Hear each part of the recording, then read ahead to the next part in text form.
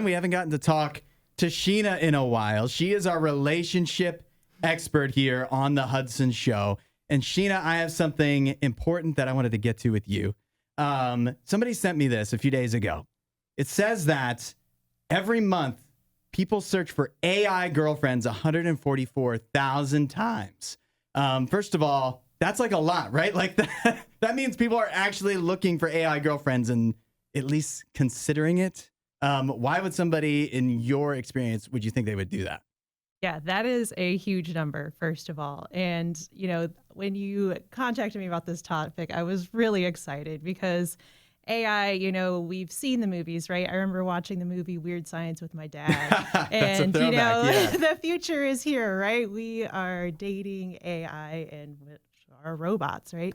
The movie Her. So it's really exciting to see the future actually be here. So I think that people are looking for this for the same reason that they're looking for real relationships. They're looking for companionship, love, feeling heard, all of those things. But relationships are hard. And we've talked about this before, right? You have to pick the right profile picture. You have to say the right thing, have the right career, put on this whole performance. And with AI, you don't really have to do that. The AI is built to please you. It's a people pleaser. So it kind of cuts out all of the risk. Mm-hmm. There's nothing to be afraid of. Right. It is going to say yes to whatever you want, non-judgment, all of that good stuff.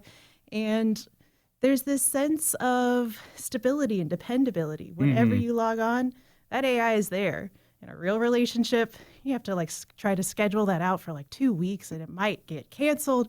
There's all of these factors that the AI just does not have that makes it really easy, convenient, and risk-free. And a lot of people are afraid and lonely. So this is an easy way to kind of find a relationship without having to put in the work or be afraid. Yeah. To go back to what you said, the AI is always going to say yes. We've seen so many celebrities, right, that they surround themselves with yes men.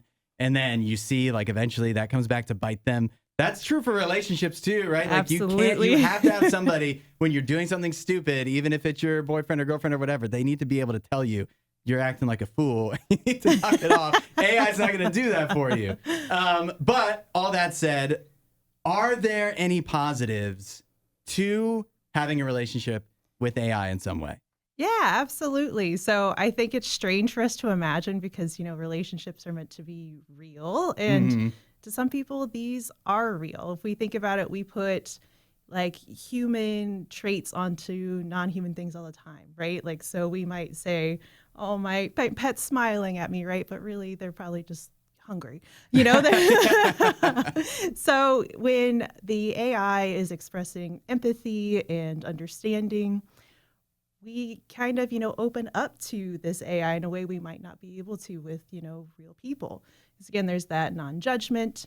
So a lot of people, when they work with AI in this way, find themselves reflecting and processing things that they haven't been able to do with a real person. So some people actually find themselves getting to a place where maybe they're getting this practice that they wouldn't be able to get with real people. So they're building their confidence, their self-esteem to where they might be able to move from AI to a real relationship. And I think that is a positive if it goes that way. Yeah. Well, what you're saying, though, is concerning me because it sounds like AI could be a little bit of a therapist, like a relationship therapist, which sounds like it would be coming for your job. So I don't want you.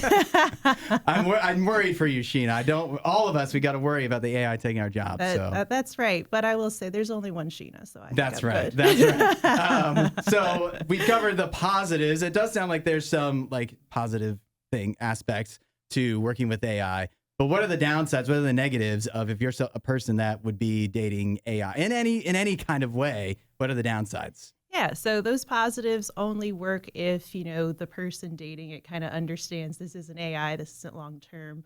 But like we talked about before with that empathy, that trust, that attachment that can kind of build, that's where it gets a little sticky and complicated. Because once you're dependent on something and attached to it, then it's really tough to kind of get back into the real world and, get off of the computer or the phone and go get that social interaction and be with friends and, you probably aren't going to take your AI on a double date. So, so there's a lot of pieces there where it could become problematic. And if anything were to ever happen to that AI, like there is a business called Replica where they had to make some changes, and a lot of people were really upset because this person, this AI that they've become very attached to, was suddenly gone or completely different, and then they had to go through the emotional turmoil of that.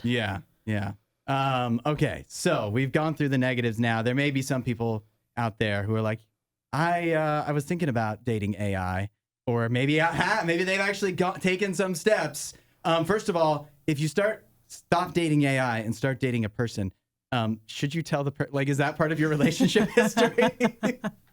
I think that's a really good question. So I think it kind of depends on what the history was with the AI. So if you just had this fling, you were playing with it, trying it out, I think you could tell that partner that you're, starting to date, and it would be a funny story. Right. But on the other hand, if this was a serious relationship where you built a bond with this AI, where you're going to want to talk about it to your partner, like, I remember when, Alexa, I just use that name,